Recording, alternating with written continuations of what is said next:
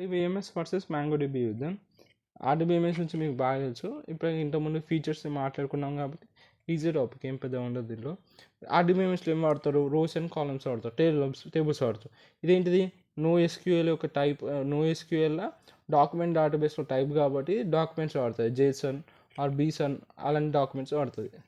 ఇది ఫిక్స్డ్ ఉంటుంది. ఈ ప్రీ డిఫైన్డ్ స్ట్రక్చర్డ్ ఫార్మాట్లోనే నువ్వు డాటా ఎంటర్ చేయాలి. అన్స్ట్రక్చర్డ్ ఫార్మాట్ డేటా ఎంటర్ చేయలేవు. దాన్ని మళ్ళీ స్ట్రక్చర్గా మార్చి ఆ ఏటి స్కీమా పరంగానే నువ్వు మళ్ళీ ఎంటర్ చేయాలి. ఓకే. ఇంకా ఇది డైనమిక్ అనమాట. నువ్వు లైక్ చెప్పినా కదా, no SQL is dynamic.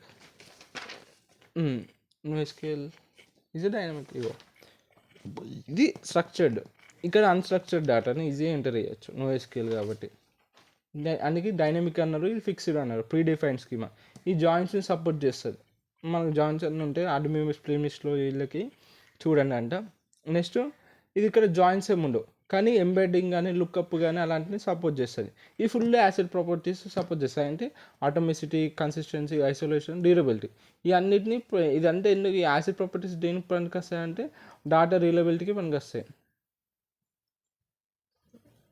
Duplication కాకుండా అట్లా కాకుండా మంచి డాటా సెక్యూరిటీ కోసం అంతా పనికి వస్తాయి యాసిడ్ ప్రాపర్టీస్. ఇలా కూడా లేకపోతున్నాయి మ్యాంగోడిబిలో స్టార్టింగ్లో, కానీ ఎప్పుడైతే వర్షన్ 4.0 నుంచి ఈ యాసిడ్ ప్రాపర్టీస్ అనేది సపోర్ట్ చేస్తున్నాయి. ఇక్కడ మ్యాంగోడిబిలో కూడా తీసుకొచ్చారు. ఇక్కడ ఎస్క్యూఎల్ వాడతారు, ఇక్కడ ఎంక్యూఎల్ వాడతారు. దాని full form MongoDB query language. Okay. ఇక్కడ వర్టికల్ స్కేలింగ్ ఉంటుంది, ఇక్కడ హారిజాంటల్ స్కేల్ ఉంటుంది. వర్టికల్ స్కేలింగ్ అంటే ఓన్లీ ఒకటే స్ట్రాంగ్ సిస్టమ్ ఉంటుంది. దీనివల్ల పవర్ అనేది యాడ్ చేస్తాం. We can add more power. అంటే పవర్ అంటే ఏంటి? ర్యామ్ కానీ సిపియూ కానీ అంటే ఒక సర్వర్కి ఇస్తాం. మనము upgrade to a bigger computer. అట్లా ఒకటే కంప్యూటర్కి ఇచ్చేది ఒకటే కంప్యూటర్. ఐ మీన్ అంతా ఒకటే చూసుకుంటుంది, ఒకటే కంప్యూటర్ చూసుకుంటుంది. వేరే ఇక్కడ హారిజాంటల్ స్కేలింగ్ అంటే డిఫరెంట్ కంప్యూటర్స్ ఉంటాయి. ఇది ఒక నార్మల్ మిషన్, ఇది ఒక normal machine 1, normal machine 2, normal machine 3, 4, 5 ఇట్లా అన్ని మిషన్స్ అన్నీ కలిసి యూనిటీతోనే పనిచేస్తాయి. అది హారిజాంటల్ స్కేలింగ్. మెనీ మిషన్స్ అన్నీ, నార్మల్ మిషన్స్ అన్నీ కలిసి టుగెదర్గా పనిచేస్తాయి. దీన్నే హారిజాంటల్ స్కేలింగ్ అంటారు. దీనివల్ల మనం ఏం చేస్తున్నాం?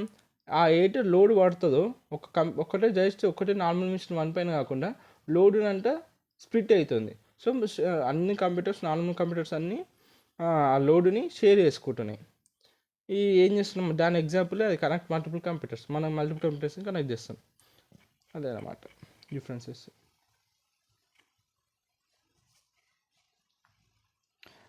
చాలామంది మన వీడియోస్ చూస్తున్నారు కానీ సబ్స్క్రైబ్ చేస్తలే. So do like, share and subscribe.